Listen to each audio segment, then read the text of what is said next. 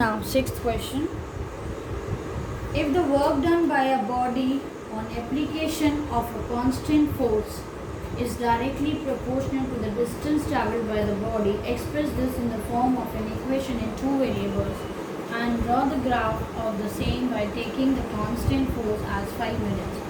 Also read from the graph the work done with the distance traveled by the body is 2 units and 0 units. See children, in physics if you must have studied, आपने physics में directly proportional और indirectly proportional पढ़ा होगा.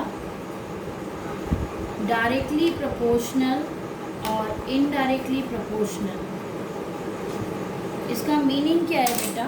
थोड़ा सा मैं meaning clear करूँगी. जब आप एप्पल्स लेने जाते हो, ठीक है, एप्पल्स का रेट है ₹50 पर केजी, तो 1 केजी का 50 रुपीज़ आप पे करते हो. पर आप जब 10 केजी ख़रीदने लगते हो तो आपको कितना पे करना रहता है? 500. 20 केजी खरीदते हो तब कितना पे करते हो? 1000. मतलब आपका क्या हो रहा है, जैसे जैसे क्वांटिटी बढ़ रही है वैसे वैसे रेट बढ़ रहा है. यानी जब दोनों वेरिएबल एक साथ बढ़ते हों तो वो कहलाता है आपका डायरेक्टली प्रोपोर्शनल. अब इनडायरेक्टली देखिए, जब भीड़ होती है, क्राउड, तो आप जब साइकिल चलाते हो तो आपकी साइकिल बार बार ब्रेक लगाते होगे तो आपकी स्पीड क्या हो जाती है क्राउड में? जैसे ही क्राउड बढ़ा आपकी स्पीड घटी. क्राउड कम हो गया, घट गया, तो आप थोड़ा सा साइकिल की स्पीड बढ़ा देते हो तो आपकी स्पीड बढ़ गई. तो ये कहलाता है इन्वर्सली प्रोपोर्शनल. और उसी प्रकार से हमें ये क्वेश्चन दिया हुआ है कि work done by a body on application of a constant force, कोई कांस्टेंट फोर्स लगा रहा है, उस पर फोर्स लगाने पर वर्क डन होगा.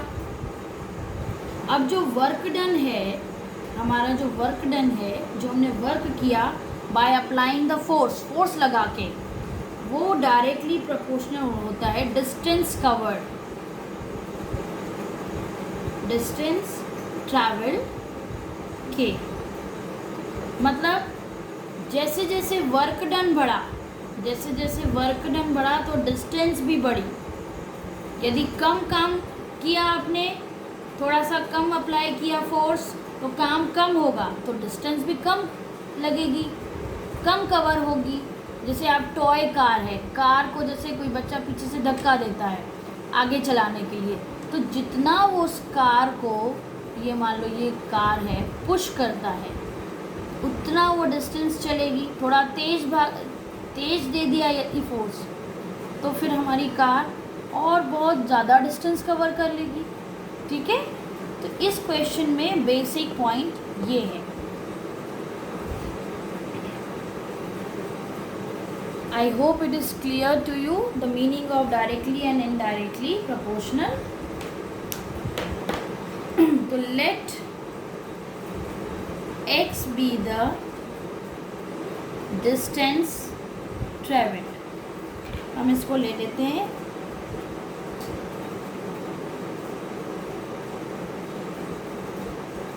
x क्या है हमारी? Distance travelled. And y be the work done. So here, as per the condition,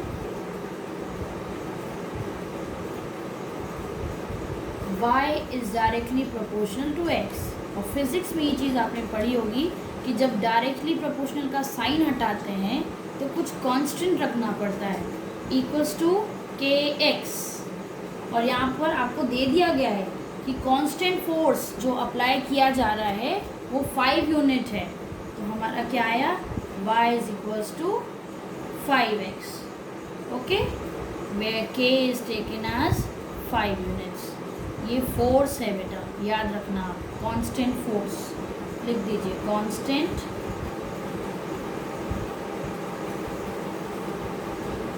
अब हमारी इक्वेशन रेडी हो गई कि नहीं? ये लीजिए, हमारी इक्वेशन रेडी हो गई. अब हम इसमें कुछ पॉइंट्स पुट अप करेंगे। When x is equals to 0 तो y क्या आएगा, 5 into 0 0। When x is equals to 1 तो y is equals to 5 into 1, 5 units आया। When x is equals to 2 units तो y is equals to 5 into 2, 10 units आया। तो हमारे पॉइंट्स रेडी हो गए, 3 पॉइंट्स हमें मिल गए, x और y, ये 0 1 2। ओके, x हमने क्या लिया हुआ है, डिस्टेंस कवर्ड, और y क्या लिया हुआ है हमने, work done, 0 5 10। Now let us plot the graph. अब हम ग्राफ प्लॉट करेंगे, हमारे पास पॉइंट्स हैं।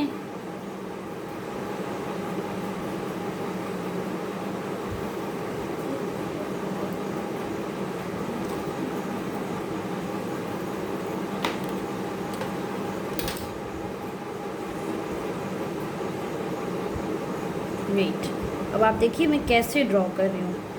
मैंने यहाँ देखा कि y 10 है तो मैं थोड़ा सा बड़ा ग्राफ ड्रॉ कर रही हूँ, और y की नेगेटिव वैल्यूज़ हैं ही नहीं, x की भी नहीं है, तो नेगेटिव साइड हम कम ड्रॉ करेंगे। We should plan like this, यदि हम ऐसे प्लान करते हैं तो हमारा काम थोड़ा इजी हो जाता है। ये 1, ये 2, ये 3 4 5 6, ये -1, ये -1, 1 2 3 4 5 6 7 8 9, हम 9 तक पहुंच गए, हमें 10 भी चाहिए। चलिए इसको थोड़ा बड़ा करते हैं, ये 10। हाँ, नाउ प्लॉट द पॉइंट्स। हमें क्या क्या पॉइंट्स मिले हैं, देखो 0 0 0 0 कहाँ हैं, एट दी ओरिजिन, एक पॉइंट हमें ये मिला 0 0। दूसरा है 1 5, ये 1 5। थर्ड है 2 10, तो ये मिटाना पड़ेगा हमें, 2 10।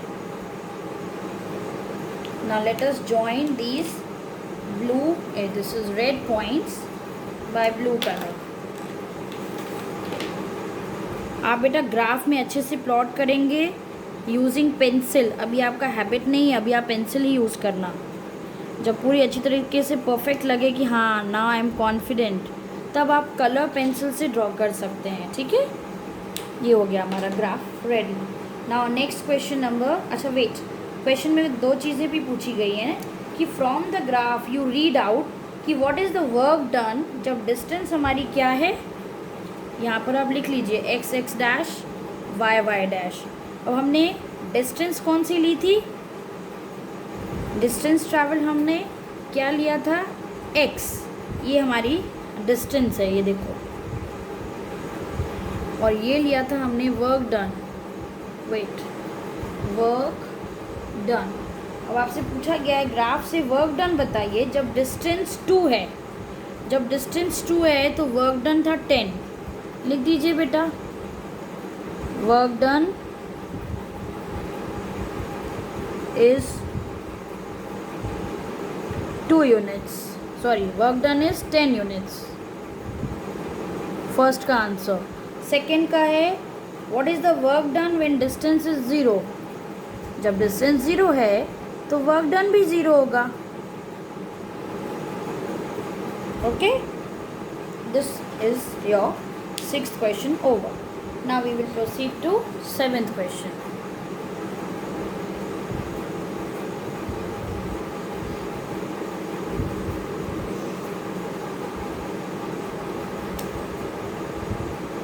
Yamini and Fatima, 2 students of 9th हैं, together contributed ₹100।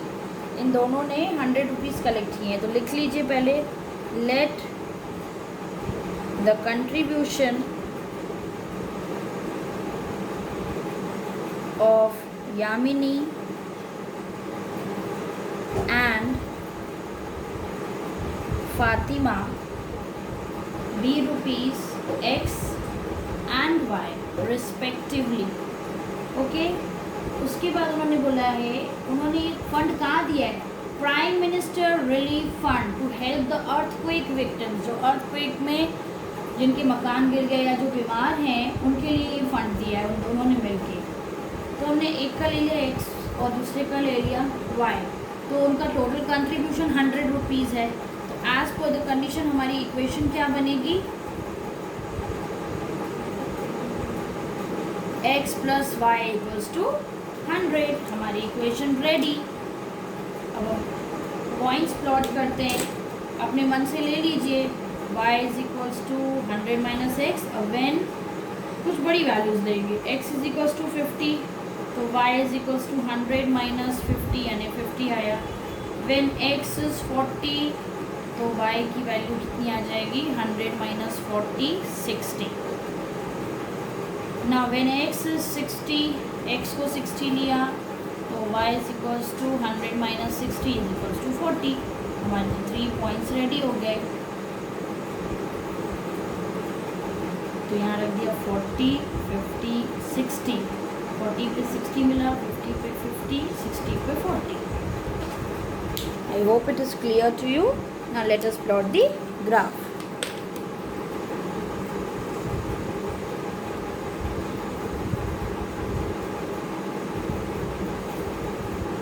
हम अपने ग्राफ को बहुत ही इजी बनाएंगे बेटा, बिल्कुल डिफ़िकल्ट नहीं बनाएंगे। कैसे, स्केल थोड़ा हम उसकी हायर लेंगे, जैसे पॉइंट्स लिए हैं, यहाँ ले लीजिए 20, 40, 60, 80, 100 और ये हो जाएगा आपका 120।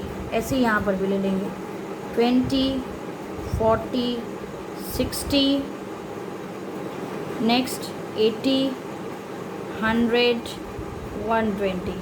और नेगेटिव में है नहीं तो हम फिर भी -20 ले लेते हैं। ओके, अब देखिए पॉइंट्स क्या लिए हैं हमने।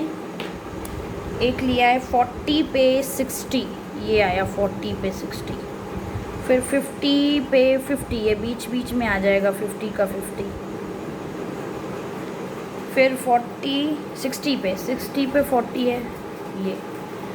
All these 3 points are quite closure.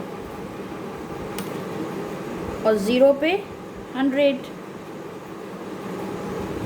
ये। ओके, तो ये मिला हमें x plus y equals to 100। So this finishes your 7th question. Now in the next video I will send you question number 8. Thank you children.